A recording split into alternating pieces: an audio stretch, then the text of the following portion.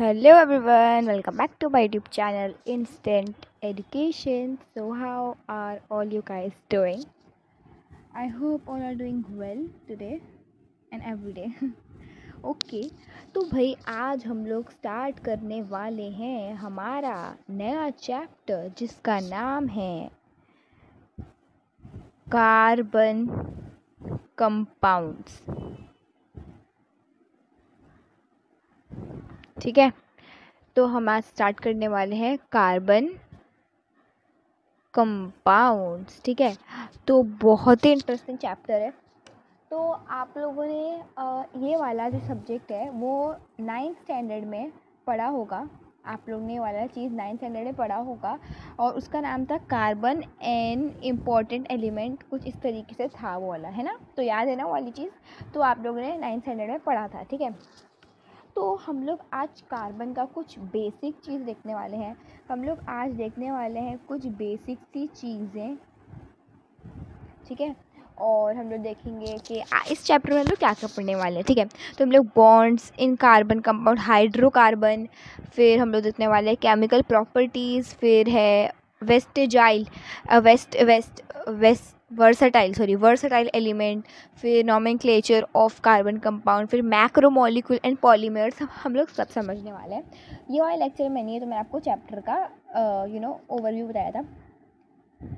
ठीक है, तो देखो carbon, first of all carbon, what is carbon. हम लोग पहले देखेंगे कि कार्बन एक एलिमेंट होता है। ठीक है,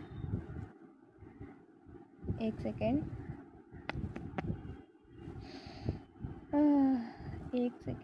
यहाँ पर वो चीज़ दिखनी है जिसको मैं ढूंढ रही हूँ। ओके, कोई बात नहीं। ठीक है, तो देखते हैं, हम लोग शुरुआत करते हैं। तो देखो कार्बन क्या होता है। देखो कार्बन एक एलिमेंट होता है, फर्स्ट ऑफ ऑल एक एलिमेंट होता है जिसका एटॉमिक नंबर जो होता है, जिसका एटॉमिक नंबर होता है, एक सेकेंड, एटॉमिक नंबर होता है 6। ठीक है, 6, फाइन। तो इसका एटॉमिक नंबर होता है हमारा 6 और इसका इलेक्ट्रॉनिक कॉन्फ़िगरेशन क्या होगा, इसका इलेक्ट्रॉनिक कॉन्फ़िगरेशन क्या होगा, वो हो जाएगा आपको पढ़ा होगा। देखो इस तरीके से हम लोग बनाते हैं, ये होता है KLM, ये होता है K, ये L और M। तो इसमें क्या आएंगे, कार्बन के पास 2 आएंगे एलिमेंट, क्योंकि फर्स्ट ऑर्बिट में 2 ही आ सकते हैं। फिर सेकेंड में 8 आ सकते हैं, तो लेकिन इसका वैलेंस जैसे कि एटॉमिक नंबर 6 है, तो ये 2 हो गया, 3 4 5 6। ठीक है, 1 2 3 4 5 6। ठीक है, तो इस तरीके से इसका इलेक्ट्रॉनिक कॉन्फ़िगरेशन बनेगा। क्या बनेगा, इसका इलेक्ट्रॉनिक कॉन्फ़िगरेशन बनेगा 2 और 4। ठीक है, तो इसका है ये इलेक्ट्रॉनिक कॉन्फ़िगरेशन, ये है इसका इलेक्ट्रॉनिक कॉन्फ़िगरेशन, फाइन। इसको मैंने आपको बताया ताकि आपको समझ में आए। फर्स्ट ऑर्बिट में 2 ही आते हैं, मैं बेसिक से स्टार्ट कर रही हूँ, और सेकेंड में आते हैं 8 आता है। कैपेसिटी जो होती है ना, इसकी फुल कैपेसिटी होती है वो 8 की होती है, लेकिन जैसे इसके पास 6 है तो 8 तो आ नहीं सकते, इसलिए ये है। ठीक है, तो कार्बन एक अनस्टेबल एलिमेंट है जो ट्राई करता है अब शेयर करने का, इलेक्ट्रॉन लेने का, डोनेट करने का। ठीक है, और ये वाले ऑर्बिट को ये जो ये वाला ऑर्बिट दिख रहा है ना आपको, ये वाला, ये पूरे ऑर्बिट को हम लोग कहते हैं वैलेंस इलेक्ट्रॉन, वैलेंस ऑर्बिट या वैलेंसी। ठीक है, तो कार्बन की वैलेंसी कितनी है, वैलेंस शेल। ठीक है, तो वैलेंस शेल कितना है उसके पास, देखो 1 2 3 4, तो ये आ जाएगा 4 एज एन आंसर। ठीक है, समझ में आ गया सबको इतना। ठीक है, अब हम लोग देखने वाले हैं, आपको पेज नंबर 10 में दिख रहा होगा, सॉरी 110 में, कि सब कुछ क्या होता है, ऑर्गेनिक कंपाउंड क्या होता है। आप लोगों ने ना एक चीज़ पढ़ी होगी, हमेशा पढ़ी होगी एक चीज़, आप लोगों ने देखा होगा कंपाउंड्स होते हैं जो मिक्सचर होता है 2 और मोर कंपोनेंट्स का, 1 और मोर कंपोनेंट्स का। तो कार्बन में आपने हम लोग शायद 2 चीज़ देखी होगी, और उन 2 चीज़ आप लोगों ने देखी होगी, एक ऑर्गेनिक कंपाउंड और एक इनऑर्गेनिक। ठीक है।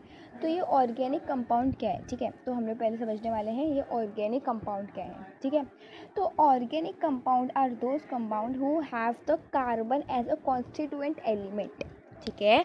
तो carbon are those compound who देखो ऑर्गेनिक कंपाउंड ये है, ऑर्गेनिक कंपाउंड वो कंपाउंड है who have carbon as a constituent element. Carbon as a constituent element, समझ में आ गया सबको, ठीक है। तो ये क्या है, organic compound are those compound who have carbon as a constituent element, ठीक है, फाइन। इतना समझ में आया। इनऑर्गेनिक सिंपली वही है, ठीक है, जो जिसके पास कार्बन नहीं होता है, ठीक है। और कार्बन बेसिकली हर जगह है, हर जगह कार्बन है। सपोज़ ये मेरी धरती है, हमारी सब की ये धरती है एक, ठीक है। एक सेकेंड, यहाँ पे मैं ऐसे करने का ट्राई कर रही हूँ, मैं अभी डार्क कलर्स ले रही हूँ, ठीक है। तो ये जितना भी हमारी जो अर्थ है उसमें कितना पूरा कार्बन ही कार्बन है, ठीक है। हमारे पास सिर्फ कार्बन ही है, सब हमारे पास सब चीज़ कार्बन से ही तो बनती है। अब बताओ कार्बन को हम लोग कैसे पहचानेंगे कि हाँ, समझ लो मेरी बॉडी जो है, उसमें भी कार्बन है, जो मेरी चपाती होती है उसमें भी कार्बन है। और कौन सा एग्जांपल दूँ मैं आप लोगों को, मेरा जो प्लास्टिक है, मेरी जो पेपर है, सॉरी पेपर हो जाएगा ये तो, पेपर जो है, और मैं और कौन से एग्जांपल्स दूँ आप लोगों को, हर एक चीज़, प्लांट, एनिमल, ह्यूमन बीइंग,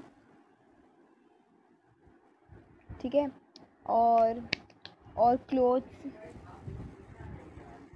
ठीक है। ये सब चीज़ जो भी मैं आप लोगों को बता रही हूँ, ये हर एक चीज़ जो मैंने आप लोगों को बताई है अभी, इन सब के पास कार्बन है। इन सब के पास कार्बन कैसे हैं, क्योंकि जब मैं इन सब चीज़ों को जलाऊंगी, समझ लो अच्छे समझना, जब मैं इन सब चीज़ों को जला दूंगी ना, तो इनमें से पता है क्या आएगा, इनमें ये जब जलने के बाद जब ये पूरे जल जाएंगे तो ये पूरे हो जाएंगे काले, इस तरीके से, ठीक है। समझ लो यहाँ पर मेरे पास था एक अच्छा सा बेचारा सा कपड़ा था, ठीक है, एक अच्छा कपड़ा था, और मैंने उसको हीट प्रोवाइड की है। मैंने उसको क्या प्रोवाइड की, हीट दी। तो हीट मतलब क्या, मैंने आग जलाई है, ऐसे करके उसके ऊपर आग जलाई है, और फिर वो थोड़ी टाइम बाद ये कपड़ा इस तरीके का काला बन चुका है। तो कोई भी चीज़, anything in which it burns and then gives us a black smoky color, then that compound is called as an organic compound because it has the carbon as a constituent element,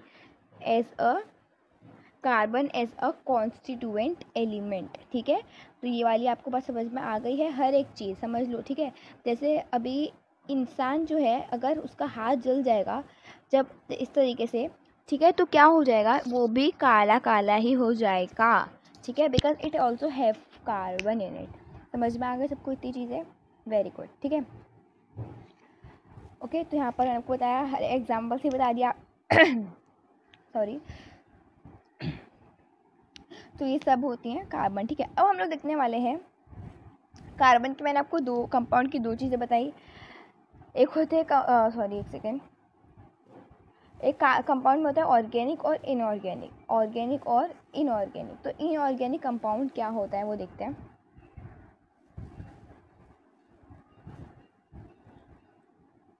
ठीक है। तो inorganic, the compound like carbon dioxide, monoxide compound have are by exception they are inorganic compound, ठीक है। देखो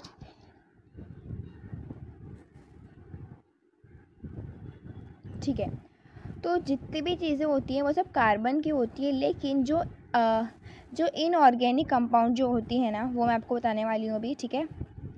तो वो होते हैं कार्बन डाइऑक्साइड, एक सेकेंड, कार्बन डाइऑक्साइड होता है वो होता है कार्बाइड सॉल्ट, फिर कार्बोनेट सॉल्ट, फिर बाइकार्बोनेट सॉल्ट आर एक्सेप्शन। मतलब ये सब जितने भी चीज़ें हैं ये हैं इनऑर्गेनिक कंपाउंड। ठीक है, एक सेकेंड, ये क्या है, ये है इनऑर्गेनिक कंपाउंड। ठीक है, क्लियर है सबको? Very good. ठीक है, तो हम लोगों ने देख लिया है अभी हम लोग के कंपाउंड क्या होते हैं, कार्बन कंपाउंड क्या होते हैं। जैसे अभी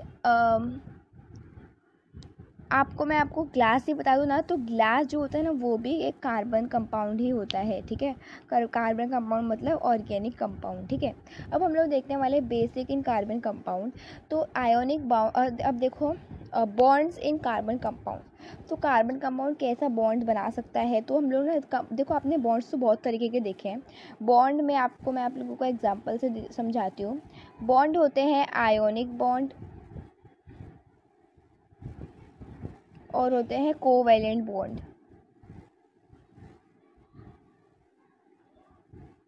ठीक है, तो ये सब चीज़ें आप लोगों के लिए न्यू बिल्कुल भी नहीं होनी चाहिए। वैसे अगर है तो कोई बात नहीं, वैसे तो सबको बेसिक से समझाने वाली हूँ वैसे भी।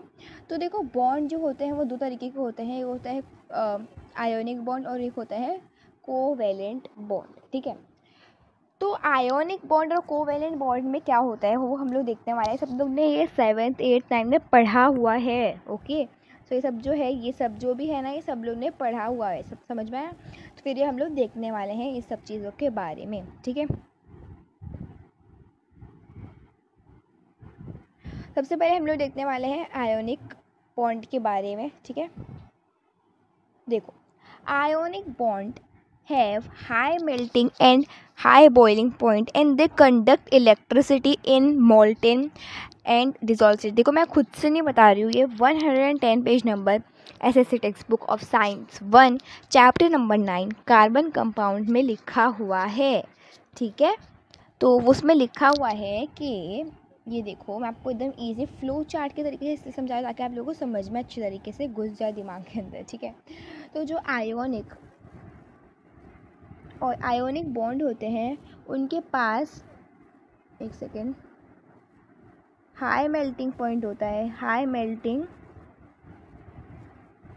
पॉइंट होता है।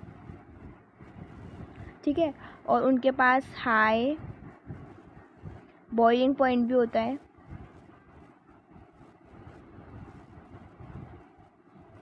ठीक है, और वो काफ़ी हार्ड होते हैं। ठीक है, वो जो होते हैं वो काफ़ी हार्ड होते हैं, हार्ड, और वो इलेक्ट्रिसिटी कंडक्ट कर सकती है। तो कंडक्ट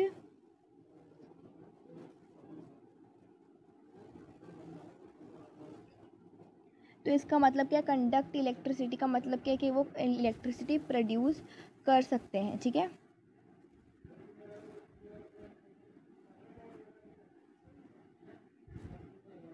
ठीक है, तो क्या कर सकते हैं, वो इलेक्ट्रिसिटी को भी कंडक्ट कर सकते हैं, लेकिन कौन से स्टेट में, डिज़ोल्व्ड स्टेट में। ऐसे नहीं कि आप लोग आयोनिक बॉन्ड को भी रख लो उसको कर दो, वो डिज़ोल्व और मॉल्टेन स्टेट में कर सकते हो। ठीक है, फाइन। उसके बाद आप लोग ने you have seen that the property of the ionic compound are explain on the base of their ionic bond with them. ठीक है, फिर generally melting point and boiling point of carbon.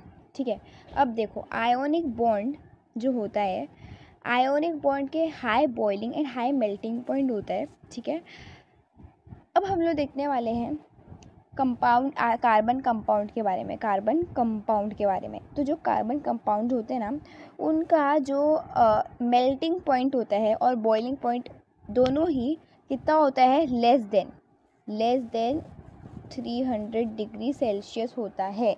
मतलब वो 200 तक पहुंच सकता है, 250 तक पहुंच सकता है, 270 ऐसा कुछ भी हो सकता है, लेकिन 300 से कम होता है, लोअर। ठीक है, तो यहाँ पर मैं दिखाती हूँ, लोअर देन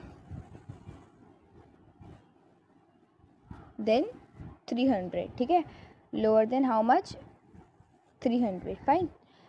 उसके बाद from this we understood that the intermolecular force is of in compound is very weak. तो देखो इंटरमॉलिक्यूलर, देखो फोर्स ऑफ अट्रैक्शन जो होता है ना इन सब में काफ़ी वीक होता है। इस वजह से इनमें जो मेल्टिंग पॉइंट और सब बॉइलिंग पॉइंट जो भी है ना वो कम है, मतलब 300 से नीचे गिरा हुआ है, ठीक है। तो इसलिए ऐसा है। ओके ओके, अब हम लोग देखने वाले हैं generally most of the carbon compound are found to be as a bad conductor. तो अब क्या देखने वाले हैं हम लोग, देखो आयोनिक बॉन्ड के बारे में हम लोग देख लिया। अब हम लोग देखने वाले हैं कार्बन के बारे में। कार्बन तो पढ़ रहे हैं ना हम लोग, तो कार्बन कंपाउंड चैप्टर का ही नाम है।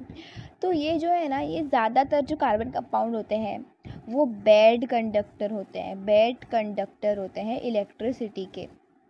बैड कंडक्टर होते हैं कैसे, समझ लो मेरे पास है ये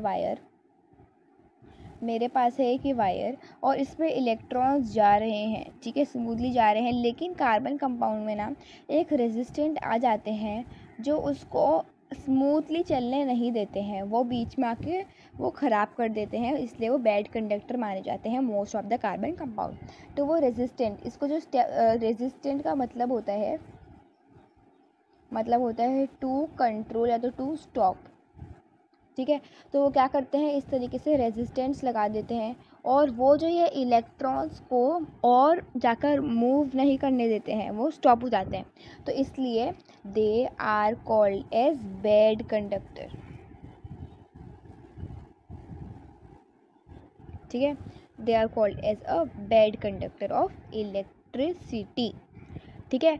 तो मतलब हम लोगों ने देख लिया, from this we understood that the structure of most of the carbon compound lack ionic bond. It means that the chemical bond do not produced ions. अब हम लोगों ने क्या देखा, देखो पहले आप जब ने बोला, इन्होंने पहले बोला कि आयोनिक कंपाउंड के हाई मेल्टिंग पॉइंट होते हैं, हाई बॉइलिंग पॉइंट होते हैं। फिर उन्होंने बताया कि कार्बन कंपाउंड के लो, मतलब 300 से कम मेल्टिंग बॉइलिंग पॉइंट होते हैं।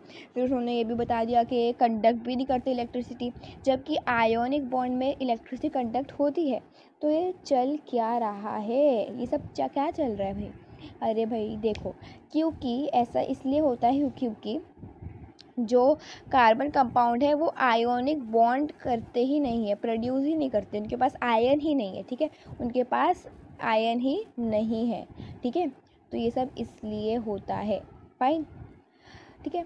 तो पेज नंबर 111 में आप लोगों को एक पूरा इस तरीके का टेबल दिया हुआ है, जिसमें आप लोगों को दिखा हुआ है एटॉमिक नंबर, फिर इलेक्ट्रॉनिक कॉन्फ़िगरेशन 2 4 जो सबसे पहले बता दिया है, वैलेंस शेल 4 होते हैं, ठीक है।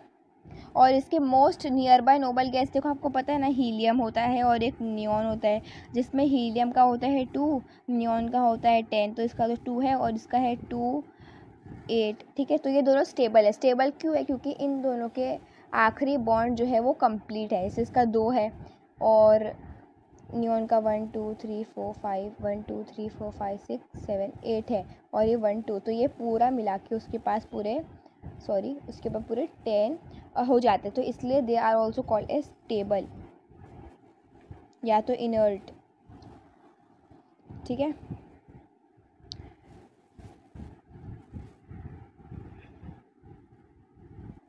ये देखो यहाँ पर मैं आप लोग को बता देती हूँ,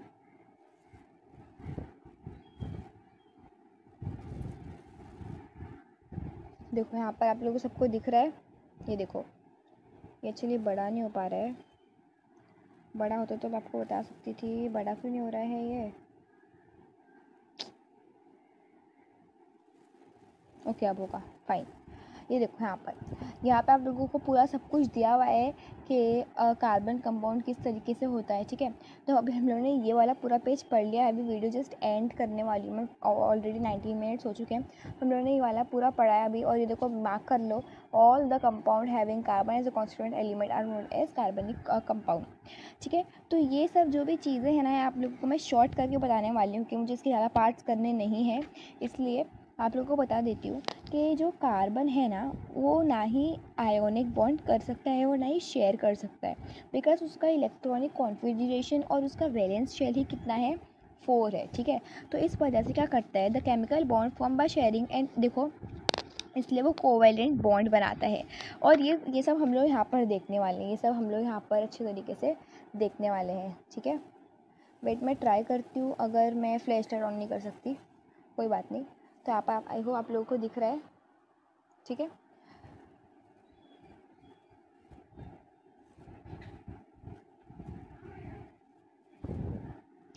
ओके, ठीक है।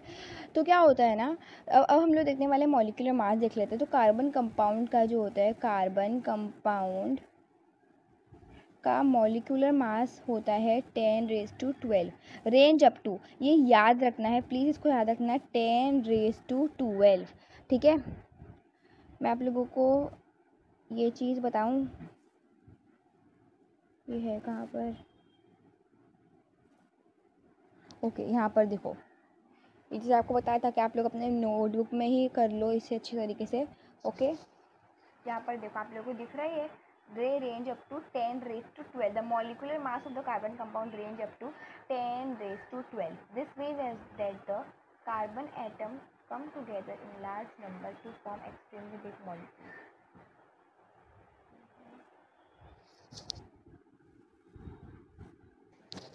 ठीक है, अब देखते हैं हम लोग एक चीज़ कार्बन के बारे में। Carbon has a unique ability, जो कार्बन होता है उसके पास एक एबिलिटी होती है to form covalent bond. Okay, सबसे पहले देखते हैं तो कोवैलेंट बॉन्ड क्या होता है। Covalent bond are those bond that share their valence electrons with each other to become stable, ठीक है। समझ में आया ये नहीं, एक सेकेंड। तो क्या है, the chemical bond formed by sharing of valence electrons between two atom. इस तरीके से आपको शेल बता दूँ तो इस तरीके से, अगर मेरे देखो यहाँ पर समझ लो, हट जा, ये देखो ये है, तो इनके वैलेंस इलेक्ट्रॉन समझ लो 2 है। तो ये दोनों ना क्या करेंगे, अपने वैलेंस इलेक्ट्रॉन को जोड़ देंगे कुछ इस तरीके से, और फिर वो कोवैलेंट बॉन्ड बनाते हैं। तो कार्बन के पास एक एबिलिटी होती है to form a covalent bond, समझ में आया। तो कार्बन के पास ये एबिलिटी होती है, और इसके वजह से वो कार्बन जो है वो बिग मॉलिक्यूल्स, मतलब एकदम बिग मॉलिक्यूल्स प्रोड्यूस करता है। और इस पावर, इसके पास लाइक सिमिलरली एक पावर ही हुई ना, मतलब अगर वो बड़े कोवैलेंट बॉन्ड बना सकता है, मतलब एक पावर हुई, इसके एक प्रॉपर्टी हुई, तो उस प्रॉपर्टी को हम लोग कहते हैं कैटिनेशन पावर, कैटिनेशन पावर, ठीक है, कैटिनेशन पावर। इस पावर में वो सिंपली देखो समझ लो, हम लोग देखते हैं कार्बन ने क्या किया है, उसके साथ हाइड्रोजन समझ लो। कोवैलेंट बॉन्ड सिंपली क्या होता है, कोवैलेंट बॉन्ड, हाइड्रोजन, देखो एक हाइड्रोजन है, हाइड्रोजन के पास कितना होता है, उसका एटॉमिक नंबर तो 1 है, तो इस तरीके से उसके पास 1 है। और एक हाइड्रोजन को खुद को स्टेबल करना है, तो हाइड्रोजन क्या करेगा, अपने दूसरा हाइड्रोजन फ्रेंड को साथ मिला देगा। तो ये दोनों, ये एक हाइड्रोजन, ये दूसरा हाइड्रोजन, ठीक है, दूसरा मॉलिक्यूल, ये क्या करेगा, दोनों क्या करेंगे ना, एक दूसरे के साथ कोवैलेंट बॉन्ड शेयर करेंगे। कोवैलेंट बॉन्ड क्या होगा, ये इसके साथ क्या होगा ना, ये कोवैलेंट बॉन्ड, क्योंकि ना हाइड्रोजन को स्टेबल बनना है। अब हाइड्रोजन का स्टेबल मतलब इसकी नियरेस्ट नोबल गैस कौन सी है, हीलियम है, राइट, हीलियम। उसकी देखो वो स्टेबल है क्योंकि उसके पास 2 है, उसके पास जो शेल है वो पूरे हैं। तो हाइड्रोजन भी चाहता है कि मुझे भी 2 मिल जाए, मुझे भी पूरा हो जाए, तो अपने इस तरीके से वो हीलियम जैसा बनने के ट्राई करता है। तो क्या करता है वो, हाइड्रोजन के ही साथ क्या करता है, कोवैलेंट बॉन्ड बनाता है। ये 1 हाइड्रोजन, ये 1 molecule of hydrogen, 2 molecule of hydrogen, दोनों फ्रेंड है, ठीक है। तो इस तरीके से वो ऐसा करेंगे, ये 2 बन गए, और ये ऐसा करेंगे, ठीक है। तो अब क्या हो गया, ये दोनों इस तरीके से यहाँ पर आ गए, ये 2, ठीक है। तो इस तरीके से 2 आ गए हैं ये, और इस तरीके से वो कोवैलेंट बॉन्ड बनाते हैं। ये हाइड्रोजन की बात हुई, ठीक है, जिसका एटॉमिक नंबर होता है सिर्फ 1, ठीक है। तो इन्होंने क्या बनाया, सिंगल बॉन्ड बनाया। तो इस तरीके से उसे रिप्रेजेंट हम लोग ऐसे करते हैं, हम लोग ऐसे भी करते हैं, ऐसे भी करते हैं, बहुत सारे टाइप्स होते हैं, ठीक है। तो आज की वीडियो में मैं यहीं पे एंड करती हूँ। आई होप आप लोगों को समझ में आया होगा, हर एक चीज़ मैंने आप लोगों को डीप वे में समझाने का ट्राई किया है, ठीक है। ठीक है, यहाँ पर देखो, यहाँ तक का हम लोगों ने आज कवर कर दिया है। आप आई होप आप लोगों को सब कुछ समझ में आ गया होगा। अभी जो हम लोगों ने पढ़ा है वो ये था, और आज हम लोगों ने सब ट्राई किया है समझने का। ओके, तो मिलती हूँ अपने नेक्स्ट वीडियो में, तब तक के लिए take care and bye bye.